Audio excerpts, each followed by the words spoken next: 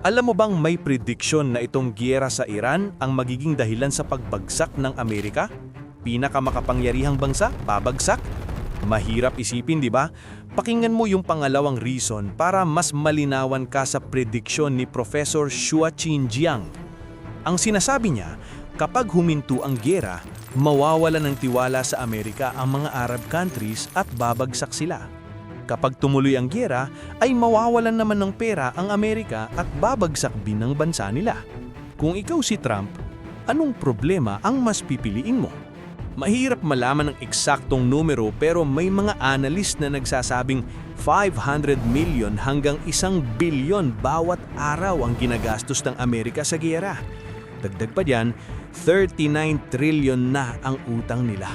Sa bawat araw na nasa giyera sila, lumulubog din ang bansa nila. Ramdam yan ng mga Amerikano at lalo silang nagagalit sa gobyerno. Kahit tayo, ramdam mo iyan kahit malayo ka sa gulo. Ikaw, galit ka rin ba sa Amerika? Sa presyo ng krudo, pagkain, pamasahe at iba pang gastusin? At makinig kang mabuti kasi mamaya makikita mo kung bakit hindi madali ang desisyon ni Trump. Sa unang tingin, parang military crisis lang ang eksena.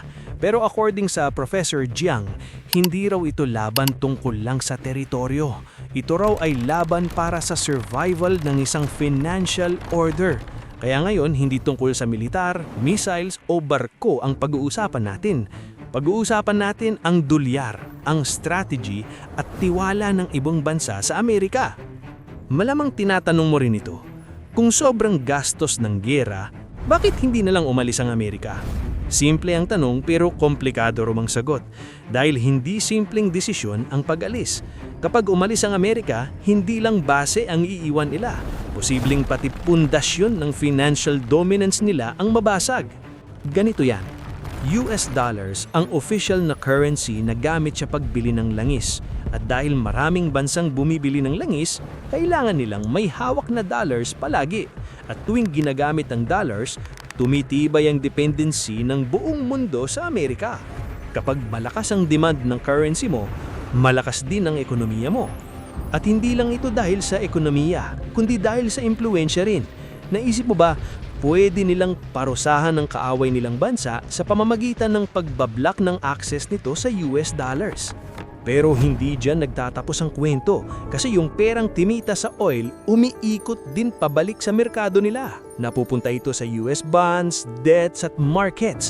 Sa madaling sabi, bumabalik ang kita sa gobyerno ng Amerika. At habang umiikot ang pera, tuloy ang takbo ng makinarya nila. Kayang-kaya nilang buhatin ang napakalaking 39 bilyong utang ng mas matagal. Kaya nagmumukhang stable ang bansa nila. At kapag pinatay mo ang source ng pera, ang petrodollar, delikado na ang Amerika. Ngayon, isipin mo ang pinakadelikadong senaryo na inilalatag dito. Kapag biglang umatras ang Amerika sa Middle East, wala nang malinaw na security umbrella para sa Gulf States. At kapag nawala ang proteksyon, mag-a-adjust sila. Kasi survival din ang iniisip nila. Kung sino ang pinakamalapit at pinakamalakas, dun sila didikit. Sa ganyang sitwasyon, Iran ang makikinabang sa vacuum. Kapag lumakas ang impluwensa nito sa rehiyon, mababago ang behavior. Magsisimula silang magtanong, bakit dollars pa rin ang base ng oil sales? Bakit kailangan pang ibalik ang kita sa Amerika? At kapag sinimulan nilang tanungin iyan, dyan nagsisimula ang shift. Hindi agad overnight, pero doon nagsisimula ang pagbagsak. At kapag currency preference ang unti-unting nagbabago, delikado ito para sa Amerika. Isa yan sa magiging dahilan ng economic collapse ng bansa nila. Hindi lang Middle East ang nag-aantay sa resulta ng gera. Ganyan din ang ibang kaalyadong bansa gaya ng Japan at South Korea. Kapag pumalpak ang gera, dito magsisimula ang pagdududa. Kung hirap ang Amerika sa Iran, paano natin ito maasahan sa bansa natin? Paano kung China ang humatake sa amin? Paano kung North Korea ang biglang sumakop? Kapag nagsimulang magduda ang mga kaalyado, mayayanig ang influence nila. Kasi hindi lang military cooperation ang pwede magbago. Pati procurement, spending at long-term investment magbabago. Pwedeng mas umasa sila sa sariling armas o bumili na lang sa ibang bansa. Pwedeng bawasan nila ang dependence sa US protection. At mababawasan din ang bilyong kinikita ng Amerika sa pagbebenta ng mga sandata. Ganito rin ang logic na pwedeng maisip ng Europe. Kung umatras ang Amerika sa isang critical region, mapapaisip ang Europe at NATO. Bakit namin sasaluhin ng malaking gastos ng gera? Meron na ngang balita na papayagan ng Iran ng Europe na dumaan sa Hormuz Strait kung magbabayad ng euro. Yung Liban naman nagbabayad gamit ng yuan. Ang mga bandang ito, ayaw nila ng vacuum at confusion. Kapag hindi malinaw ang future, mababa na ang confidence. Kapag nawala ang confidence, mawawala na ang capital at investment. Kaya kapag pinagsama mo lahat ng piraso ng puzzle, diyan mo simulang maintindihan ang buong picture. Mahinang petrodollar support, failed war, at may lamat na alliances. Sa dulo, ang tatamaan ay demand para sa dollar. At kapag nawala ang reserve currency status nila, delikado na sila. Dahil malaking bahagi ng ekonomiya ang nakaangkla sa petrodollar. Ngayon, ito ang pangalawang tanong. Kung hindi pwedeng umalis, bakit hindi na lang tapusin ang Iran? Bakit hindi mag-all-in at durugin ang kalaban? Sa TV, madalas iyan ang pinakasikat na linya ni Trump. We have neutralized the military of Iran. We have defeated their navy and military. Minsan, sinasabi rin ni Trump ang plano na pagkuha sa Card Island. Lugar daw itong kritikal sa oil exports ng Iran. Sa papel, mukhang malinis ang plano. Kunin mo ang isla, putulin mo ang source nila ng pera, tapos ang laban. Parang isang move lang, solved na ang problema. Pero hindi ganyan gumagana ang totoong gyera. Kasi ang pagsakop ay iba sa pagkontrol at ang paghawak ay iba sa pagprotekta.